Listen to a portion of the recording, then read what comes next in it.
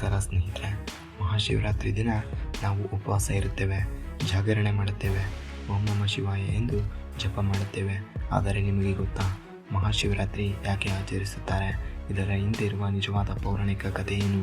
ಈ ಒಂದು ರಾತ್ರಿ ಯಾಕೆ ಇಷ್ಟು ಶಕ್ತಿಶಾಲಿ ಎಂದು ಹೇಳುತ್ತಾರೆ ಹಾಗೂ ಇದರ ಹಿಂದಿರುವ ವೈಜ್ಞಾನಿಕ ಕಾರಣಗಳೇನು ಎಂಬುದನ್ನು ಈ ವಿಡಿಯೋದಲ್ಲಿ ತಿಳಿದುಕೊಳ್ಳೋಣ. ಆದ್ದರಿಂದ ನಮ್ಮ ಚಾನಲ್ಗೆ ಬೇಗನೆ ಸಬ್ಸ್ಕ್ರೈಬ್ ಮಾಡಿಕೊಳ್ಳಿ. ಸ್ನೇಹಿತರೆ, ಶಿವರಾತ್ರಿಯು ಫಾಲ್ಗುಣ ಮಾಸದ ಕೃಷ್ಣ ಪಕ್ಷದ ಚತುರ್ದಶಿ ದಿನ ಬರುತ್ತದೆ. ಈ ರಾತ್ರಿಯು ವಿಶ್ವದಲ್ಲಿ ಒಂದು ವಿಶೇಷ ಶಕ್ತಿಯ ಪ್ರವಾಹ ಉಂಟಾಗುತ್ತದೆ ಎಂದು ಶಾಸ್ತ್ರಗಳು ಹೇಳುತ್ತವೆ. ಶಿವನು ಯಾರು? ಶಿವ ಎಂದರೆ ಅವನು ಸೃಷ್ಟಿ, ಸ್ಥಿತಿ ಮತ್ತು ಲಯದ ಮೂಲ. ಅವನು ಕಾಲಕ್ಕೂ ಮೀರಿದವನು. ಅವನಿಗೆ ಆದಿಯೂ ಇಲ್ಲ, ಅಂತ್ಯವೂ ಇಲ್ಲ. ಒಮ್ಮೆ ಬ್ರಹ್ಮದೇವ ಮತ್ತು ವಿಷ್ಣುದೇವನಿಗೆ ಇಬ್ಬರಲ್ಲಿ ಯಾರು ಶ್ರೇಷ್ಠರು ಎಂದು ವಾದ ಮಾಡುತ್ತಿದ್ದರು. ಆ ಸಮಯದಲ್ಲಿ ಅಕಸ್ಮಾತ್ ಆಕಾಶ ಮತ್ತು ಭೂಮಿಯನ್ನು ಭೇದಿಸುವ ಅಗ್ನಿಸ್ತಂಭ ಪ್ರತ್ಯಕ್ಷವಾಯಿತು. ಅದು ಅಷ್ಟೊಂದು ಪ್ರಬಲವಾಗಿತ್ತು, ಅದಕ್ಕೆ ಆರಂಭವೂ ಕಾಣುತ್ತಿರಲಿಲ್ಲ, ಅಂತ್ಯವೂ ಕಾಣುತ್ತಿರಲಿಲ್ಲ. ಆಗ ಬ್ರಹ್ಮನು ಅದರ ತುದಿಯನ್ನು ಹುಡುಕಲು ಹಂಸ ರೂಪದಲ್ಲಿ ಮೇಲಕ್ಕೆ ಹೋದನು. ವಿಷ್ಣುವು ವರಹ ರೂಪದಲ್ಲಿ ಕೆಳಕ್ಕೆ ಹೋದನು. ಇಬ್ಬರು ಎಷ್ಟು ದೂರ ಹೋದರೂ ಯಾರೊಬ್ಬರಿಗೂ ಅದರ ಆದಿ ಅಥವಾ ಅಂತ್ಯ ದೊರಕಲಿಲ್ಲ. ಆಗ ಅದರಿಂದ ಅದರ ಮಹಾಶಿವ ಹೊರಬಂದನು.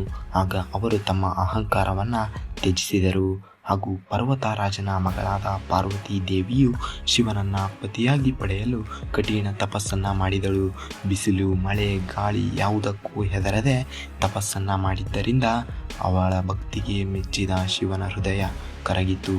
ಅಂತಿಮವಾಗಿ ಶಿವನು ಅವಳನ್ನು ಮದುವೆ ಮಾಡಿಕೊಂಡನು. ಶಿವ ಪಾರ್ವತಿ ವಿವಾಹವಾದ ಈ ಪುಣ್ಯ ದಿನವನ್ನು ಮಹಾಶಿವರಾತ್ರಿಯಾಗಿ ಆಚರಿಸುತ್ತೇವೆಂದು ಕೆಲ ಪುರಾಣಗಳು ಹೇಳುತ್ತವೆ. ಸ್ನೇಹಿತರೆ, ಈ ರಾತ್ರಿಯು ಸಾಮಾನ್ಯ ರಾತ್ರಿಯಲ್ಲ, ಇದು ಶಕ್ತಿಯ ರಾತ್ರಿ, ಇದು ಜಾಗೃತಿಯ ರಾತ್ರಿ. ಸ್ನೇಹಿತರೆ, ಶಿವನಿಗೆ ಇನ್ನೊಂದು ಹೆಸರಲ್ಲಿ ನೀಲಕಂಠ ಎಂದು ಕರೆಯುತ್ತಾರೆ. ಇದರ ಹಿಂದೆ ಕೂಡ ಒಂದು ಕಥೆ ಇದೆ. ಒಮ್ಮೆ ಅಮೃತವನ್ನು ಪಡೆಯುವುದಕ್ಕಾಗಿ ಸಮುದ್ರ ಮಂಥನವನ್ನು ನಡೆಸಲಾಗುತ್ತದೆ.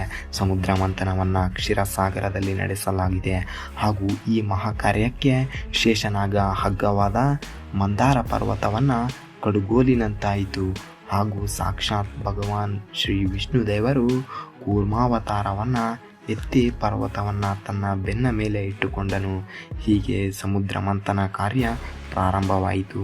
ಮೊದಲಿಗೆ ಅದರಿಂದ ಅಮೃತ ಹೊರಬಂದಿತು ಹಾಗೂ ನಂತರ ಅದರಿಂದ ಹಾಲಾಹಲ ಅಂದರೆ ಕಾರ್ಕೋಟಕ ವಿಷ ಹೊರಬಂದಿತು. ಇದರಿಂದ ಭಯಗೊಂಡ ಎಲ್ಲ ದೇವತೆಗಳು ಆ ಮಹಾಶಿವನನ್ನು ಮೊರೆ ಇಡುತ್ತಾರೆ. ಅವನ ಬಳಿ ಈ ಲೋಕವನ್ನು ಕಾಪಾಡು ಎಂದು ಬೇಡಿಕೊಳ್ಳುತ್ತಾರೆ. ಸ್ನೇಹಿತರೆ, ಶಿವನು ಭಕ್ತಿಗೆ ಸೋಲುವವನು. ತನ್ನ ಭಕ್ತರು ಕಷ್ಟದಲ್ಲಿ ಸಿಲುಕಿದ್ದಾರೆಂದು ಅವನಿಗೆ ತಿಳಿದರೆ ಅವನು ಏನನ್ನೂ ಮಾಡಲು ಲೆಕ್ಕಿಸುವುದಿಲ್ಲ. ತಕ್ಷಣ ಶಿವನು ಆಗ ಕೈಲಾಸದಿಂದ ಧರೆಗಿಳಿದು ಬಂದ. ಶಿವ ಏನನ್ನೂ ಯೋಚಿಸದೆ, ಈ ವಿಷ ಕುಡಿದರೆ ನನಗೇನಾಗಬಹುದು? ಈ ಹಾಲಾಹಲವನ್ನು ನಿಗ್ರಹಿಸುವ ಶಕ್ತಿ, ಸಾಮರ್ಥ್ಯ ನನ್ನಲ್ಲಿದೆಯೇ ಎಂದು ಏನನ್ನೂ ಕೂಡ ಯೋಚಿಸದೆ ತಕ್ಷಣ ಅಲ್ಲಿದ್ದ ಕಾರ್ಕೋಟಕ ವಿಷವನ್ನು ಹಾಗೇ ಕುಡಿದು ಬಿಡ್ತಾನೆ. ಹೀಗೆ ಕುಡಿದಿದ್ದರಿಂದ ಎಲ್ಲ ದೇವತೆಗಳು ಭಯಕ್ಕೆ ಒಳಗಾಗ್ತಾರೆ, ಯಾಕೆಂದರೆ ಅದು ಅಷ್ಟೊಂದು ವಿಷಕಾರಿಯಾಗಿರುತ್ತದೆ. ಆಗ ವಿಷಯ ತಿಳಿದ ತಾಯಿ ಮಹಾದೇವಿ ತಕ್ಷಣ ಓಡೋಡಿ ಬಂದು ಮಹಾದೇವನ ಕತ್ತನ್ನು ಇಸುಕುತ್ತಾಳೆ. ಆಗ ಹೊಟ್ಟೆಯನ್ನು ಸೇರಬೇಕಿದ್ದ ವಿಷ ತನ್ನ ಕತ್ತಲ್ಲೇ ಉಳಿದು ಬಿಡುತ್ತೆ. ಇದರಿಂದ ಶಿವನ ಕಂಠ ಅಂದರೆ ಕತ್ತು ನೀಲಿ ಬಣ್ಣವಾಗುತ್ತದೆ. ಇದರಿಂದ ಶಿವನನ್ನು ನೀಲಕಂಠ ಎಂದು ಕರೆಯುತ್ತಾರೆ. ಇಂತಹ ಘಟನೆ ನಡೆದ ದಿನ ಶಿಶಿರ ಋತುವಿನ ಮಾಘ ಮಾಸದ ಕೃಷ್ಣ ಪಕ್ಷದ ಚತುರ್ದಶಿಯಾಗಿತ್ತು. ಹೀಗೆ ಇದರಿಂದ ಅದೇ ದಿನದಂದು ಈ ಮಹಾಶಿವರಾತ್ರಿಯನ್ನು ಆಚರಿಸುತ್ತಾರೆ. ಸ್ನೇಹಿತರೆ, ಈ ದಿನವನ್ನು ಆಚರಿಸುವುದಕ್ಕೆ ಕೇವಲ ಪುರಾಣಗಳು ಮಾತ್ರ ಸಾಕ್ಷಿಯಾಗಿಲ್ಲ, ಇದಕ್ಕೆ ವೈಜ್ಞಾನಿಕ ಕಾರಣಗಳು ಸಹ ಇವೆ. ಅದೇನೆಂದರೆ, ಈ ದಿನದಂದು ಚಂದ್ರನು ಭೂಮಿಗೆ ಹತ್ತಿರ ಇರುತ್ತಾನೆ. ಮಾನವನ ದೇಹದಲ್ಲಿ 70% ನೀರು ಇದೆ.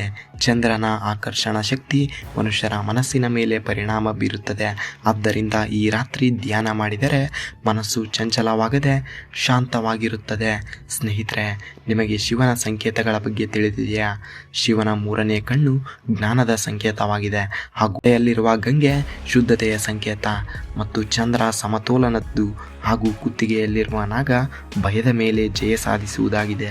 ಹಾಗೂ ಶಿವನ ಆಯುಧವಾದ ತ್ರಿಶೂಲ ಇಚ್ಛಾಶಕ್ತಿ ಹಾಗೂ ಕ್ರಿಯಾಶಕ್ತಿಯ ಮೂಲವಾಗಿದೆ. ಸ್ನೇಹಿತರೆ, ನೀವು ಈ ಶಿವರಾತ್ರಿಯ ದಿನ ಬೆಳಿಗ್ಗೆ ಎದ್ದು ಸ್ನಾನ ಮಾಡಿ ಶಿವಲಿಂಗಕ್ಕೆ ಅಭಿಷೇಕ ಮಾಡಿ, ಇಲ್ಲವಾದರೆ ಶಿವನ ದೇವಸ್ಥಾನಕ್ಕೆ ಹೋಗಿ ಅವನಿಗೆ ಹಾಲು, ಜೇನು, ಸ್ವಲ್ಪ ನೀರು ಹಾಗೂ ಬಿಲ್ವ ಮರದ ಎಲೆಗಳನ್ನು ಅರ್ಪಣೆ ಮಾಡುವುದರಿಂದ ನಿಮಗೆ ಪಾಪಗಳಿಗೆ ಮೋಕ್ಷ ದೊರೆಯುತ್ತದೆ. ಹಾಗೂ ಇಂದು ನೀವು ಉಪವಾಸವನ್ನು ಧ್ಯಾನದಲ್ಲಿ ಅಥವಾ ಜಾಗರಣೆಯಲ್ಲಿ ಪಾಲ್ಗೊಳ್ಳಿ, ಇಲ್ಲವಾದರೆ ಮನೆಯಲ್ಲೇ ಓಂ ನಮಃ ಶಿವಾಯ ಎಂದು ಮಂತ್ರವನ್ನು ಪಠಿಸುವ ಮೂಲಕ ಶಿವನನ್ನು ಆರಾಧನೆ ಮಾಡಿ. ಸ್ನೇಹಿತರೆ, ಇದರ ಆಧ್ಯಾತ್ಮಿಕ ಅರ್ಥವೇನೆಂದರೆ ಶಿವ ಎಂದರೆ ಶೂನ್ಯ, ಎಲ್ಲವೂ ಶೂನ್ಯದಿಂದ ಹುಟ್ಟಿದೆ ಮತ್ತು ಶೂನ್ಯದಲ್ಲೇ ಲೀನವಾಗುತ್ತದೆ. ಶಿವರಾತ್ರಿ ಎಂದರೆ ನಮ್ಮೊಳಗಿನ ಅಂಧಕಾರವನ್ನು ಕರಗಿಸುವ ರಾತ್ರಿ. ಶಿವರಾತ್ರಿ ಎಂಬುದು ಕೇವಲ ಹಬ್ಬವಲ್ಲ, ಇದು ಆತ್ಮದ ಜಾಗೃತಿಯ ದಿನ. ನಿಮ್ಮ ಜೀವನದಲ್ಲಿ ಎಷ್ಟು ಕಷ್ಟ ಇದ್ದರೂ ಶಿವನನ್ನು ಸ್ಮರಿಸಿ. ಈ ಒಂದು ರಾತ್ರಿ ನಿಷ್ಠೆಯಿಂದ ಜಾಗರಣೆ ಮಾಡಿ, ನೀವು ನಿಮ್ಮೊಳಗೆ ಬದಲಾವಣೆಯನ್ನು ಕಾಣುತ್ತೀರಿ. ಸ್ನೇಹಿತರೆ, ಇದಾಗಿತ್ತು ಇಂದಿನ ವಿಡಿಯೋ. ಈ ವಿಡಿಯೋದಿಂದ ನೀವೇನಾದರೂ 1% ಆದರೂ ಕಲಿತಿದ್ರೆ ವಿಡಿಯೋಗೆ ಒಂದು ಲೈಕ್ ಮಾಡಿ. ನಮಸ್ಕಾರ, ಧನ್ಯವಾದಗಳು ಸ್ನೇಹಿತರೆ. ಮುಂದಿನ ವಿಡಿಯೋದಲ್ಲಿ ಭೇಟಿಯಾಗುವ